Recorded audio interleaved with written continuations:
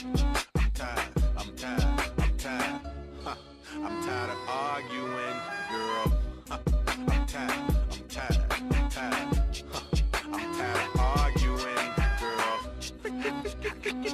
Baby girl. Did you sleep on the wrong side? I'm catching a bad vibe, and it's contagious. What's the latest? Speak your heart, don't bite your tongue. Don't get it twisted.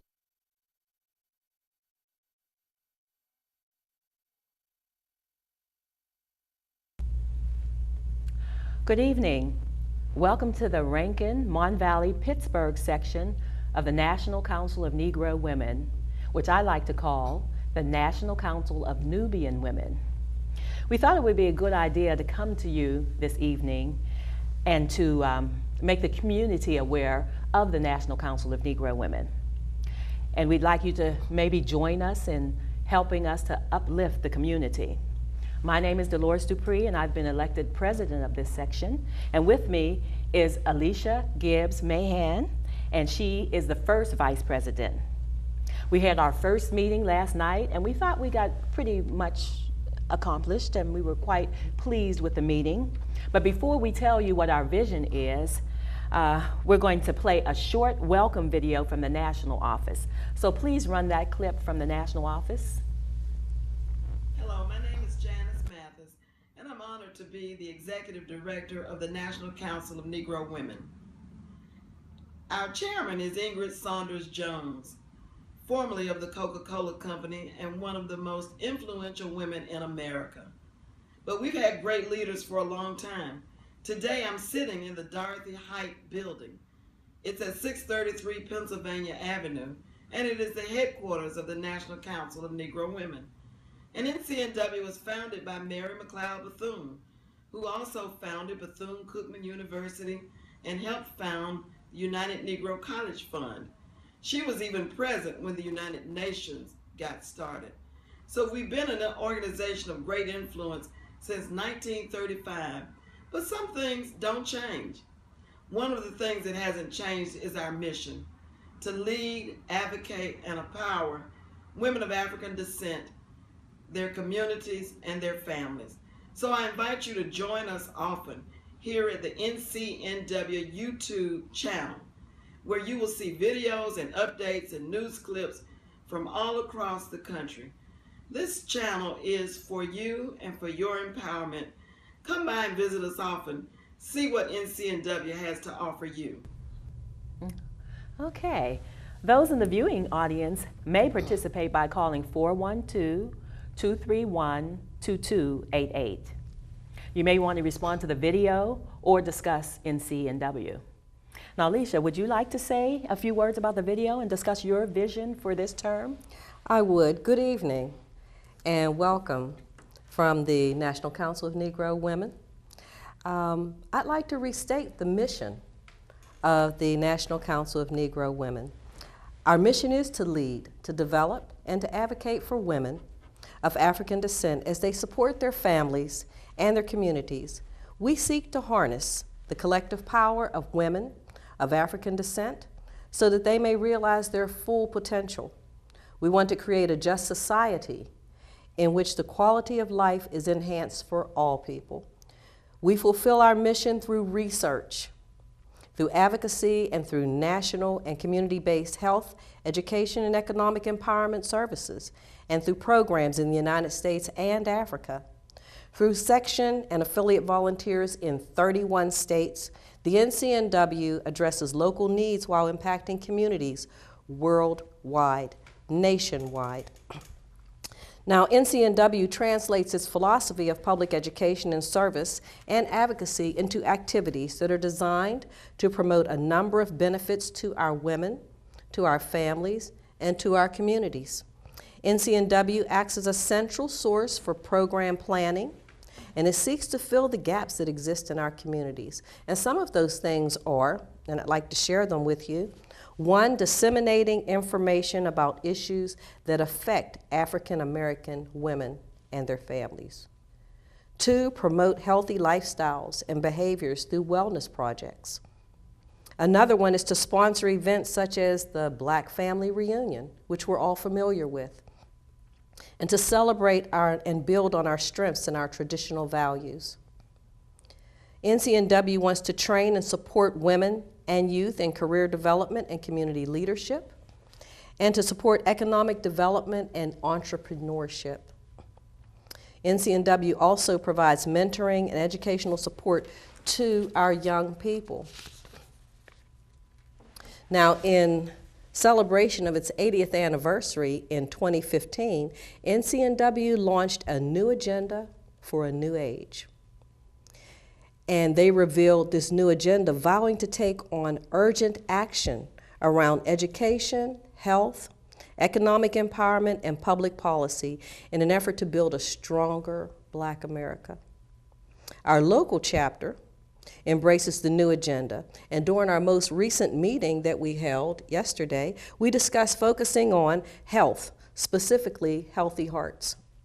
Included in our vision is to recognize the accomplishments of Dorothy Height, who was the president of NCNW for over 40 years, and to keep her vision alive through events titled Hats On for Dorothy Sundays. Mm-hmm. We're looking forward to that. Mm-hmm. And to continue our annual Legacy Luncheon, which is held in March. And we're going to hear more details about that later in our discussion this evening. Dolores? All right, okay. Well, my vision, my individual vision, is about the same as the platform I ran on, which is to build our membership in order to carry out the mission of the National Council of Nubian Women. I want to make sure that the board and the membership are working together to uplift the African American women and their families. Now, the founder of the organization, the National Council of Negro Women, the NCNW, is Dr. Mary McLeod Bethune. And we have a clip that tells us a lot about Mary McLeod Bethune. I'm sure some of you have heard about her, but I want you to look at this clip so that you can see some more information about Dr. Mary McLeod Bethune. Can we run that clip? The South Carolina Hall of Fame was founded in Myrtle Beach in 1973 to recognize and honor contemporary and past citizens who have made outstanding contributions to South Carolina's heritage, history, and progress.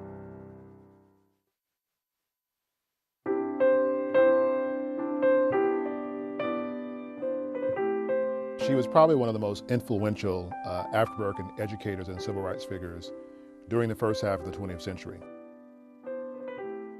Mary Jane McLeod Bethune was born on July 10, 1875, on a cotton farm in Maysville, South Carolina, a rural farming community located near Sumter. Mary was the 15th out of 17 children born to Samuel and Patsy McIntosh McLeod, former slaves. There's little about her beginnings that would suggest that she would go on to be one of the most powerful women in America. And Bethune tells the account in her autobiography that at some point she developed an ability to read and to write, and not many people knew it. And she was visiting a home where her mother was taking in wash, and she picked up a book, and someone ridiculed her immediately and said, "Put that down. You can't read that," when in fact she could. And she knew that that moment was a suggestion to her that there was something perhaps powerful about literacy and perhaps powerful about education that she wanted to master. And I think from that very beginning, she realized that one could not be fully free until you were educated.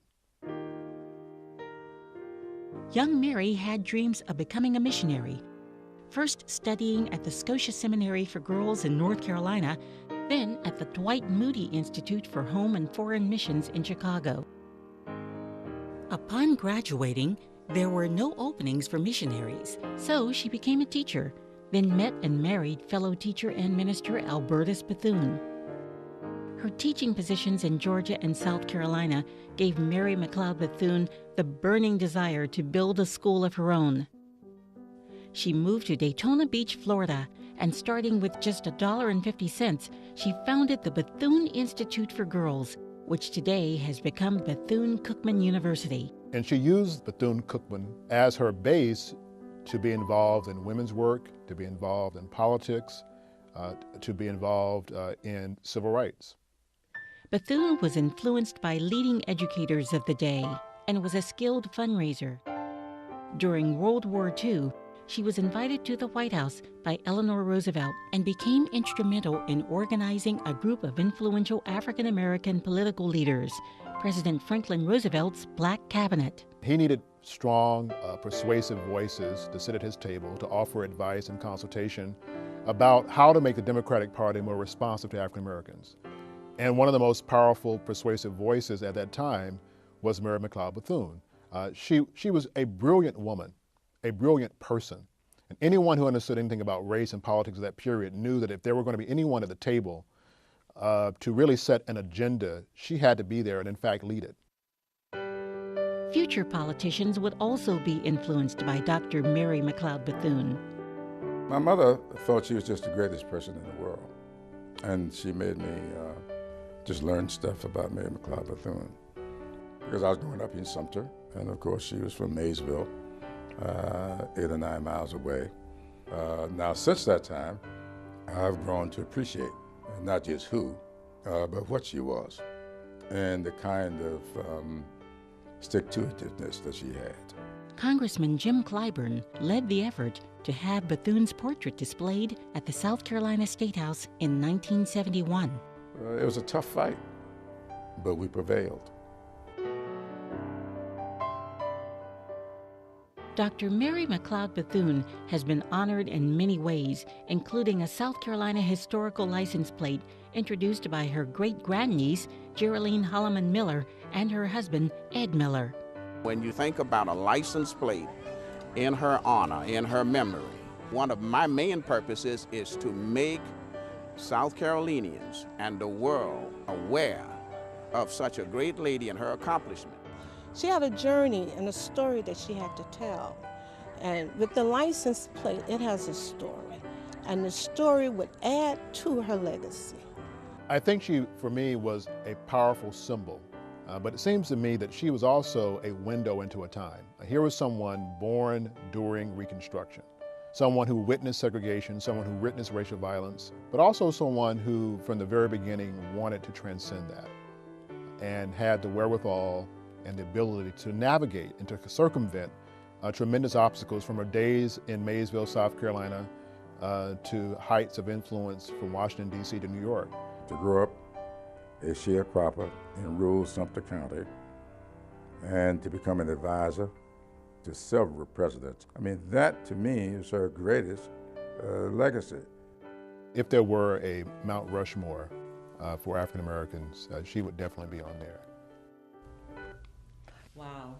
When you see that video and all that Dr. McLeod has accomplished, and during those trying times also, it just makes you wonder. Now, you had mentioned earlier about the luncheon, the Legacy Awards luncheon, and that's for people who are women who are 80 years or older who have accomplished in their lifetime. They have accomplished things in politics, in education, community, and they remind you a little bit of Mary McLeod Bethune. We've honored people such as Elma Speed Fox, Jean Bryant, and we had a teacher that we both went to school with. Her name was Miss Harrison. And if any of you have gone to Heron Hill Junior High School, when it was Heron Hill Junior High School, and I think she still was the principal when it became Lyons. Correct. Yeah, we honored her, and there are several. If you remember any of the other ones that we honored? The one that I remember most is Mrs. Harrison. Yeah. Yes. Yeah. Because up until the end, she was still active and vibrant. And we talked about the Legacy Awards luncheon that we're going to have in 2017. It's going to be on March. Did you talk about the date and all that? We didn't give the date, but I'd like to share the date with everyone, that the next annual Legacy Luncheon for the National Council of Negro Women will be held March 25th, 2017.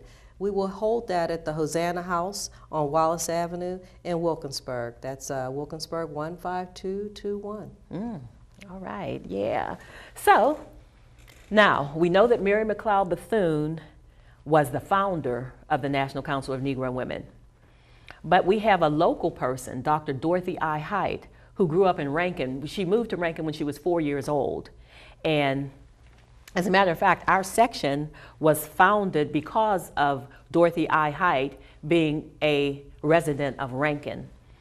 It was first called the Rankin section of the National Council of Negro Women. And then later it encompassed the whole metropolitan area, meaning Mon Valley and Pittsburgh. So now it's called the Rankin, Mon Valley, Pittsburgh section of the National Council of Negro Women.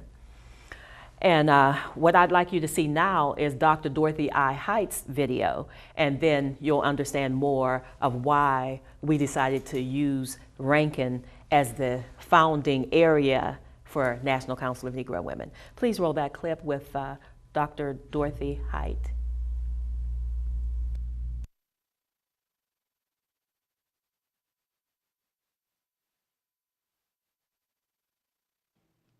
Dorothy Irene Height always made it her business to be in the room, whether it was working with Eleanor Roosevelt and Mary McLeod Bethune, or advising Martin Luther King Jr. and Roy Wilkins.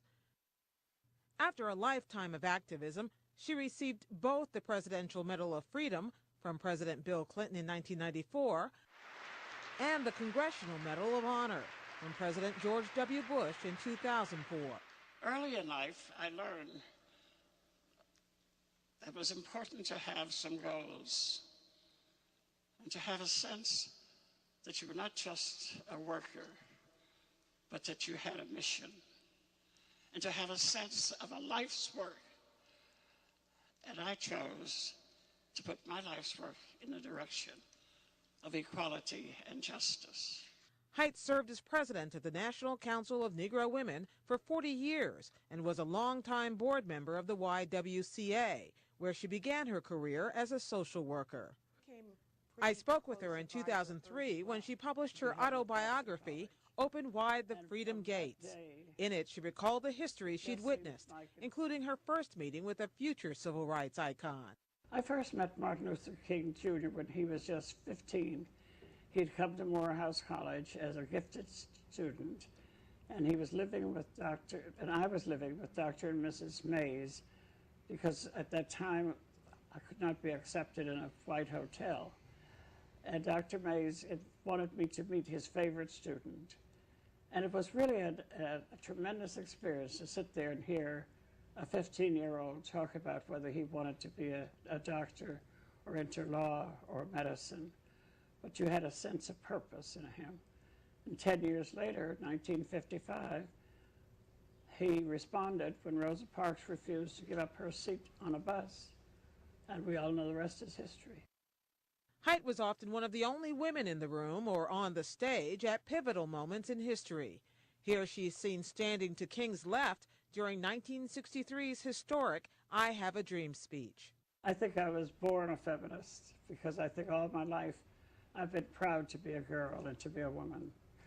But it was a very significant experience to be the woman member among those men. But her involvement did not end there. In 1964, she helped create Wednesdays in Mississippi, which sent interracial teams of Northern women to Mississippi to discuss racial justice with their Southern counterparts. Known for her trademark hats, her sharp memory, and her astonishing tirelessness, Dorothy Height never quite retired. So long as God shall let me live, I want to be out there working to help to see what needs to be done and making whatever contribution I can make, doing it not for myself but for others, not by myself but with others, and for the betterment of us all. And I hope that as we leave this ceremony, all of us will feel that new sense of commitment and to go forward and to do it in a spirit knowing that we do not work alone. I was born in 1912, and 4 years later, which you know was just on the beginning of moving toward World War I, but also it was at a time when there were what they called transportations from the South, where black people moved from the South for greater opportunity. My father was a painter and building contractor, and my mother a nurse. But my father had the idea that he would do much better, and it proved to be true, in Rankin. So when I was 4 years old, I moved to Rankin, Pennsylvania. But I think it was the kind of activities that we had that got me started, and later on, some women came and organized the YWCA, and of course I was quite a joiner. Yeah, you served with distinction with YWCA. In fact, it was through that relationship that you first met Dr. Woodson, right? That's right. I first met Carter G. Woodson when I came in 1939 to be the executive of the Phyllis Wheatley YWCA, and I was just around the corner at 9th and Rhode Island where he lived. And Dr. Woodson would come every evening because at that time there was no place in the city except the Union Station and the YWCA cafeteria where I was that a black person could get anything to eat. And Dr. Woodson used to knock on my door every night, and we would have dinner together, and he would talk about the things that he was concerned with. And what you're doing here in Black history was really at his heart. And he talked about it all the time. And why, what he said, we have to deal with the miseducation. And the miseducation was not only of white people, but of black people. That we were taught that we were slaves and so on. We were never taught of our African heritage and the fact that often we were kings and queens who were made slaves, but that we never even knew what we had done in this country.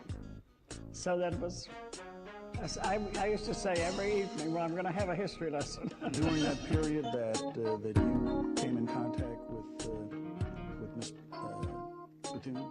Well, in 1937, I was working at the Harlem branch of the YWCA, and I had the assignment to escort Eleanor Roosevelt, who was then in the White House, to a meeting Mrs. Bethune was holding. And it turned out that it was the National Council of Negro Women. And after I got her into the meeting, Mrs. Bethune said, "Come back, we need you," and I've been back ever since. But it was that she was in Washington at that time was also a major force, because Mrs. Bethune was the first black person to have an official relationship to a president. Booker T. Washington, who we have here, was always called upon, but it was not an assignment, it was not a position. Mary McLeod Bethune was the advisor on minority affairs. And so that to me was a growing experience, working in the daytime for the YWCA, working evenings and weekends with Mrs. Bethune. Well, it was a tremendous experience because Mrs. Bethune was clearly a black woman, but she felt so good about herself that she helped you. As a child, I was fairly shy, but when I worked with Mrs. Bethune, I came to understand the importance of asserting yourself and of what you believe. One of the stories that I always like is Mrs. Bethune never would call for an appointment with the president. She would call Mrs. Roosevelt and she would say, "Mrs. Roosevelt, there is such and such a problem. You know what? The president needs to see me." And that's how she got to And she got the appointment. And she got the appointment. How about But she also would never let race, she would never accept to be belittled because of her race. I remember she told a story of being on a train, and a white conductor came and looked at her to take her ticket.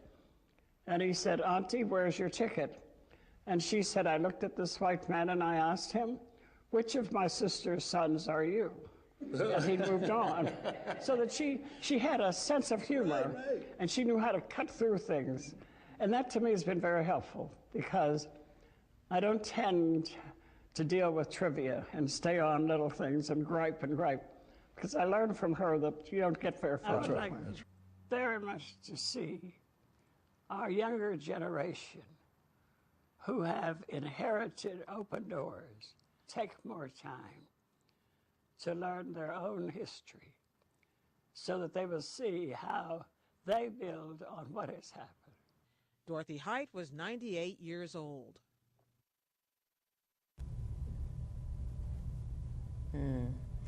Great woman.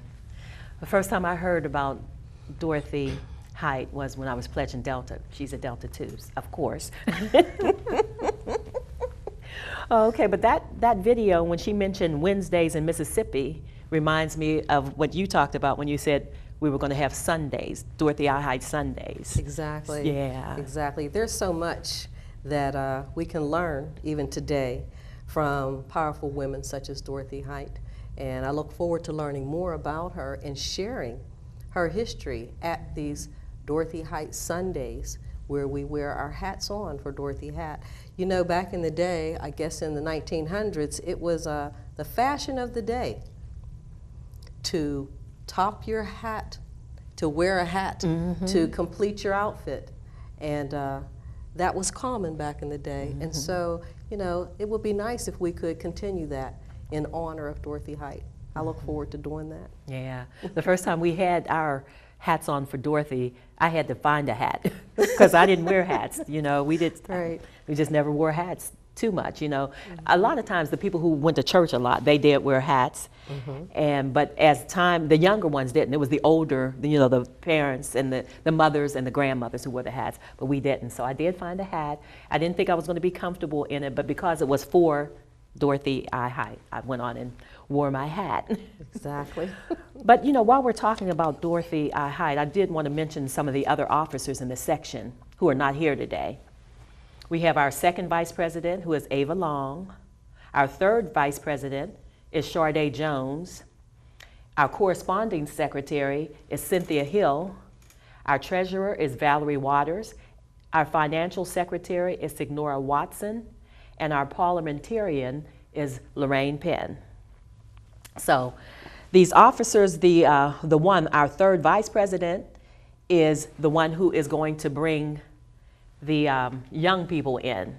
So, but before I talk about the young people, I'd like to take a call.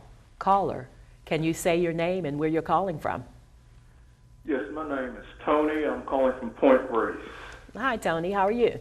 I'm fine, thank you.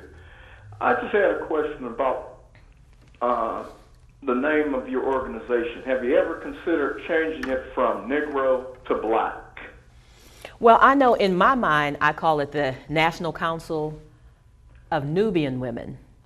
But I think like the NAACP, a lot of people thought that they should change their name from the National Association for the Advancement of Colored People, because colored is a term that is outdated.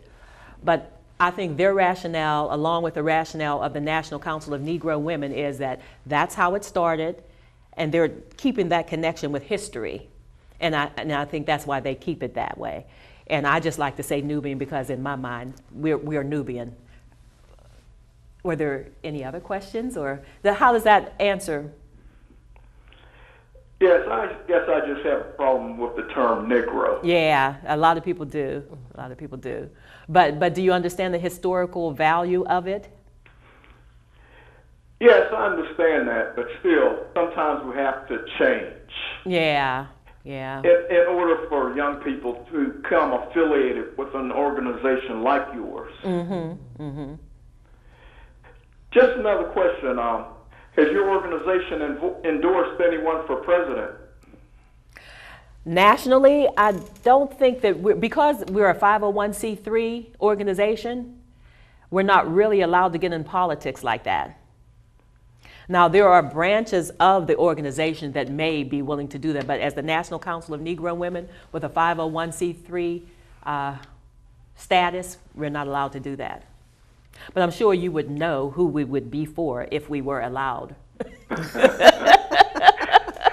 a couple more questions I have. Does your organization have a national convention this year? We do.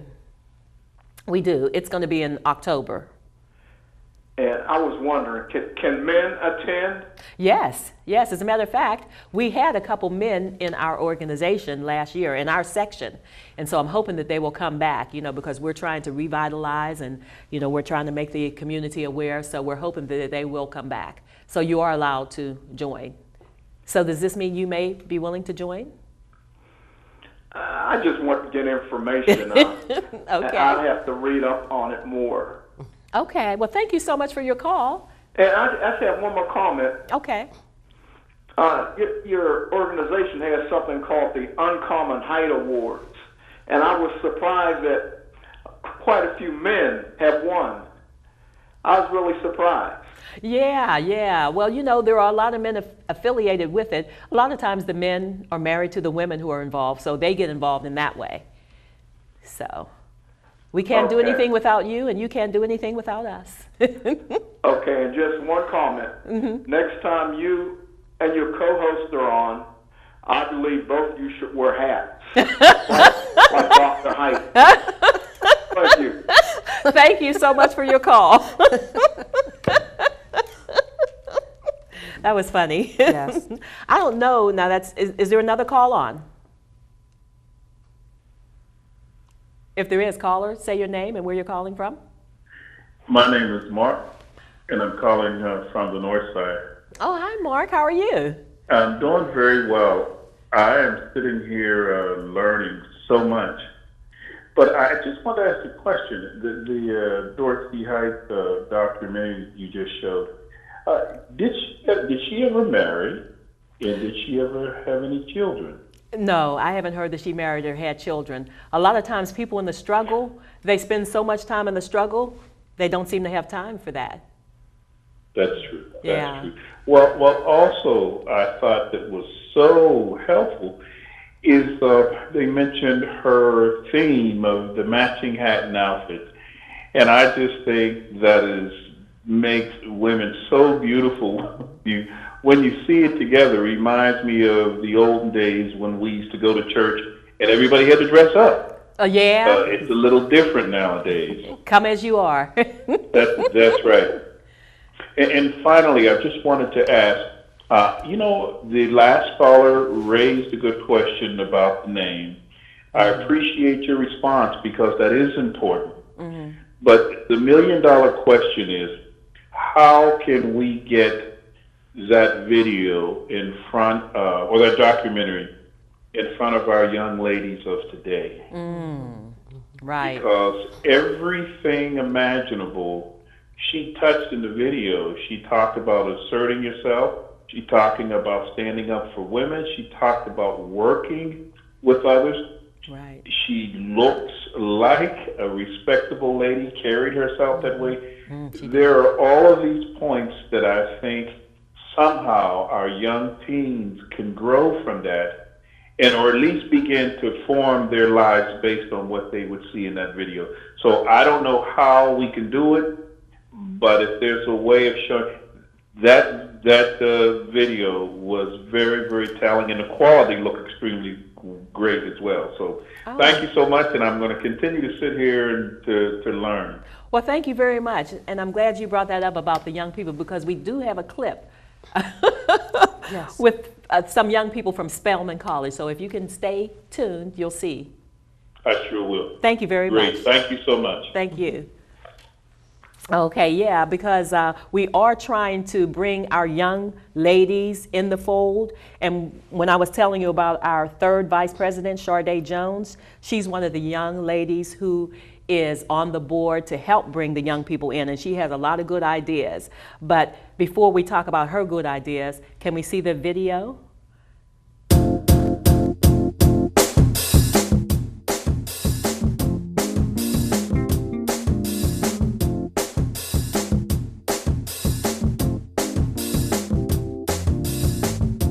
NCNW is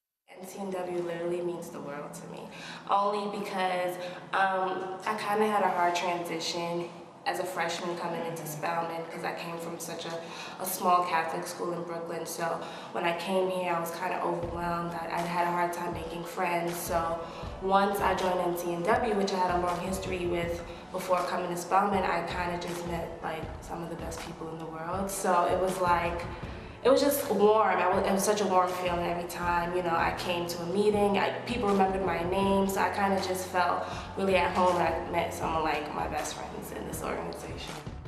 NCNW definitely means family for me. Like, I had a really hard transition in college because I am so close to my family, and so it was like, how am I going to find a family away from home? And then I found NCNW, and now I have some of the closest friends that I've ever had in my life. And also NCNW means mental health for me because I learned how to work through, you know, the mental health issues that I've had and how to inspire people and help them to work through theirs as well. And it's really taught me how to be a good companion and a good friend throughout different struggles that people experience. So NCNW has really helped me grow as a person overall.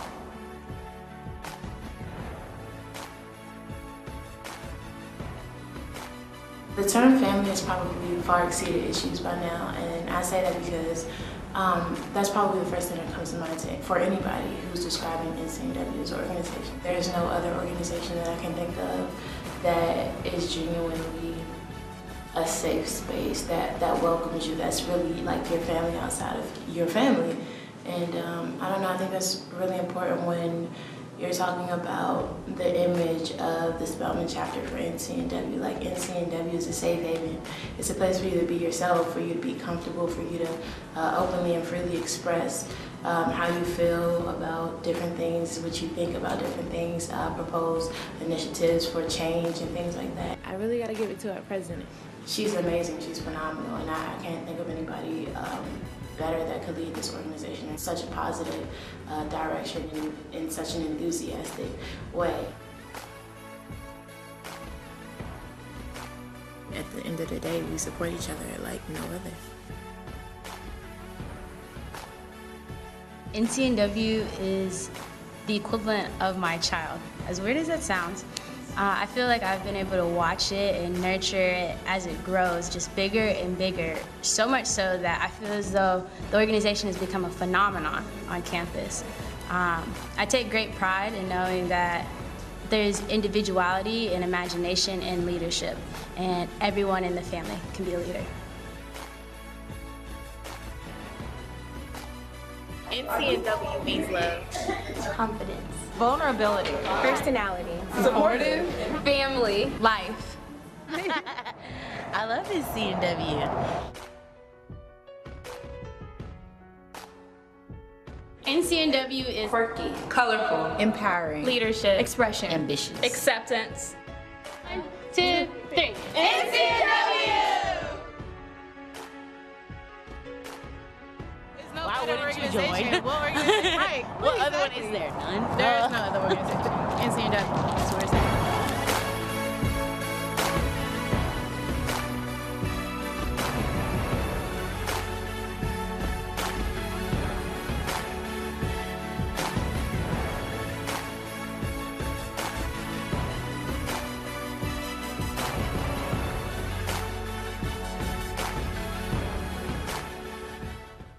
All right, so that's the type of enthusiasm that we want to try and bring to the National Council of Negro Women's, the youth section.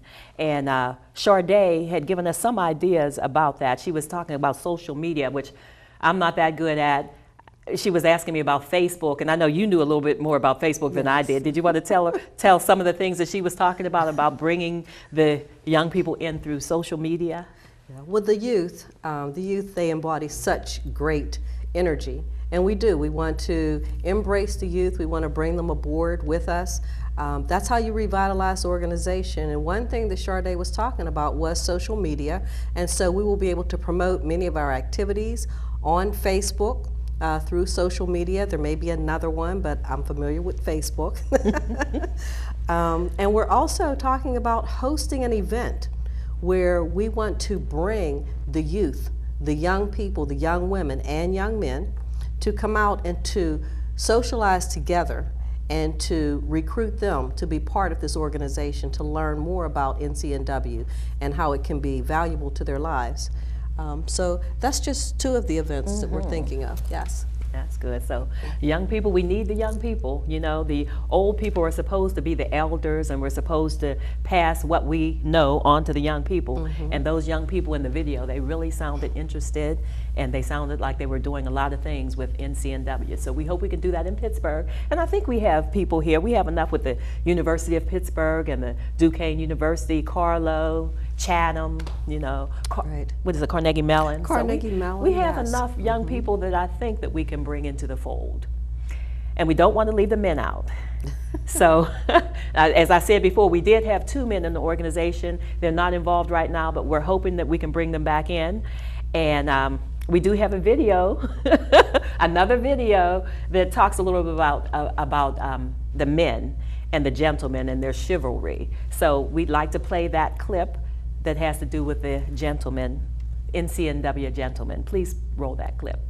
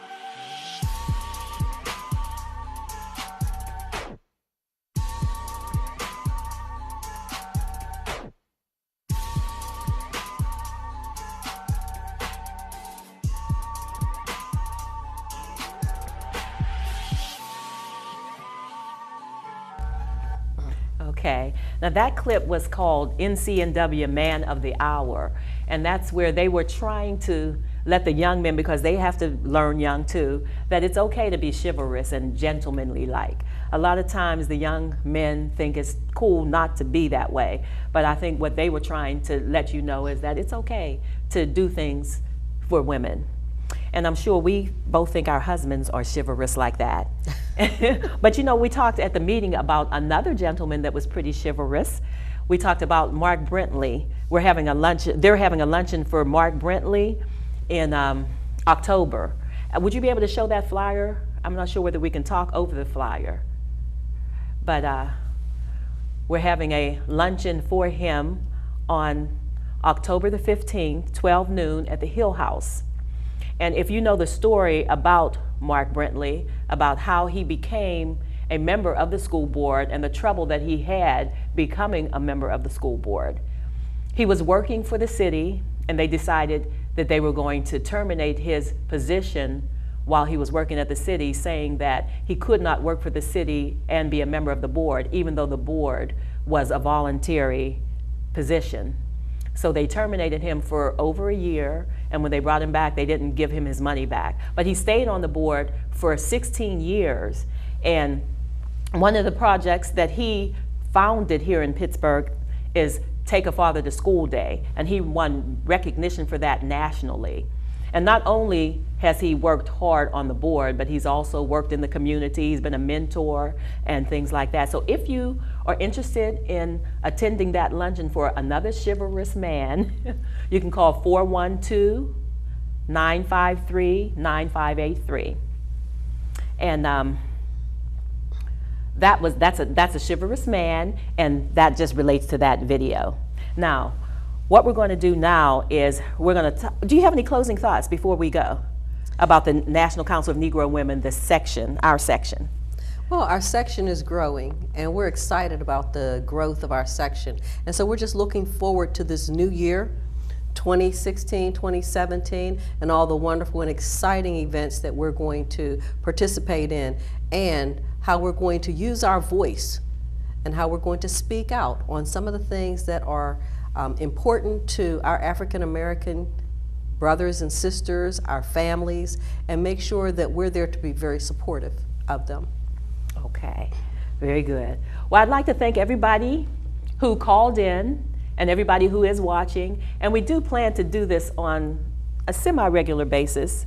We'd like to have more of the members and the officers on, and I know we have a final clip that I'd like to show, but what I'm going to do is I'm going to thank you now, because that clip will take us to the end of the hour. But I would like to thank you for calling, thank you for watching, and look for us next time. Please play that last clip, and we'll see you next time. This little light of mine, I'm gonna let it shine. From the cotton fields of South Carolina to the halls of power in Washington, D.C., one woman with a vision overcame great odds and obstacles to fight for justice and equality for all. She was far beyond where some of us are right now. And she talked about this black country woman had the audacity to start a school that now is a huge university. That this country black woman have the audacity to meet with presidents and become their liaison between them and the African American community. Just imagine if she was here, where we would be today. Recognizing the need for unity in action, Dr. Mary McLeod Bethune's imagination led her to create the National Council of Negro Women, an unprecedented organization that at its inception provided a platform for black women to pursue equality, education, and political power. Dr. Dorothy Height built upon this vision and imagined an organization that not only continued to empower African American women and youth, but embraced the entire family. She imagined that NCNW was more than just an organization. It was a movement, a force for change in America and abroad.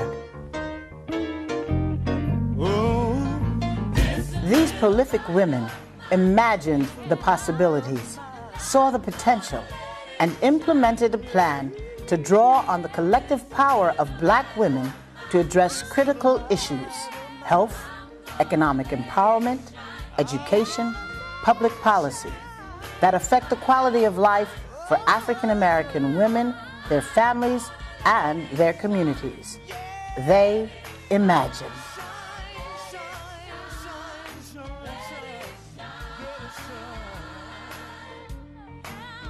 Today, the mission remains the same: to lead, develop, and advocate for women of African descent as they support their families and communities.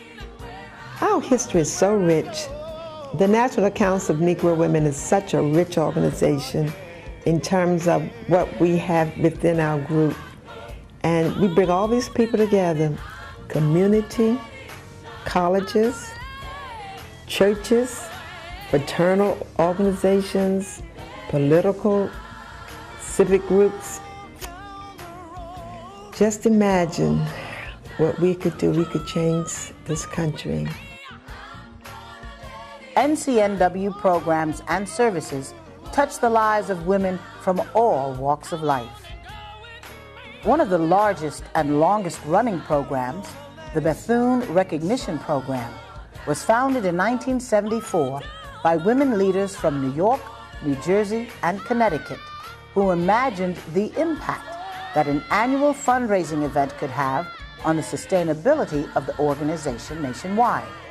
They wanted to create a platform to honor and publicly thank individuals and affiliates that gave or raised funds during the year to provide annual financial support for the work of the national organization. In turn, they would be designated as Bethune Achievers. Now known as the Bethune Height Recognition Program, it is one of the primary driving forces that supports the existence and growth of the Council. Monies raised through the program help offset operational costs, expand organizational capacity and resources, and support the Council's national and international influence and reach. I'd like to believe that my involvement in the Bethune Height Recognition Program is making a difference. I believe that every one of us that participates and raises $300 and strives in our fundraising efforts are having a tremendous impact on not only the sustainability of the organization itself, but we really are contributing to the overall transformation of lives, of families, of children, and to me, that's what's most important. Just imagine if we all, every single member, were a part of this recognition program, the difference that we could make. Just imagine the lives that could be changed. Just imagine the empowerment, not only of women, but again, looking at our youth. We're at a critical time in our history as African Americans, and the impact that we all can have in being a part of this program does make a difference. The Achievers have reached record numbers. This dedicated and expanding intergenerational core of women and men are making an impact, helping the organization thrive, and are making a difference. However, there's still work to be done. We're looking for young ladies so that they can imagine the impact that they would have, not just on the girls and the women and their families in the United States, but in Africa, all over the world. We need the young women to come in and just go right off of us, roll right off, take it right from us, and keep this organization going. Anyone can become an achiever. By raising $300, you give new life to a dream, give life to our communities, give a new generation the light of imagination, or the ability to imagine. We should all be achievers. Our participation in this program is critical to the organization's continued success and growth. If nothing else is remembered about the program, by participating, being an achiever, being a legacy, or being a life member, you not only support the National Council of Negro Women, but you support and honor each other. Just imagine if every single member across the country became an achiever. Just imagine what the program would mean and what people could do if they would only, get started and implement it. You could reach so many other people, young people, and that's where it would make such a difference on the organization. If every area would just say, well, we are going to do the Bethune Height Recognition Program and involve them and let them know that whatever they do is needed and appreciated and presented so that others will catch on, and it would mean so much to the basic operation of the organization.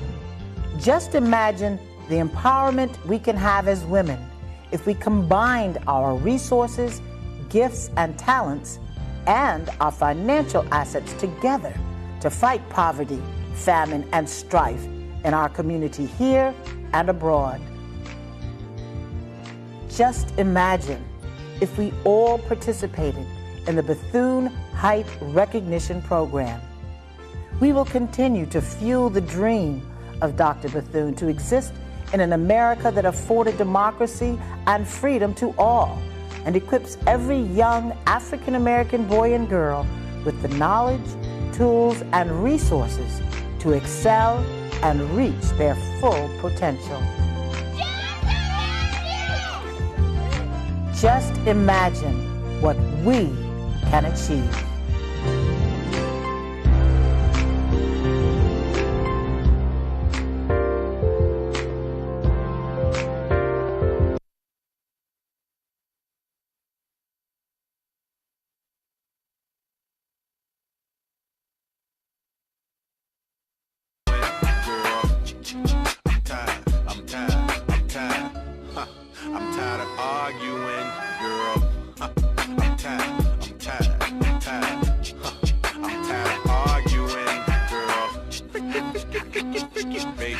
Did you sleep on the wrong side? I'm catching a bad vibe, and it's contagious. What's the latest? Speak your heart, don't bite your tongue, don't get it twisted.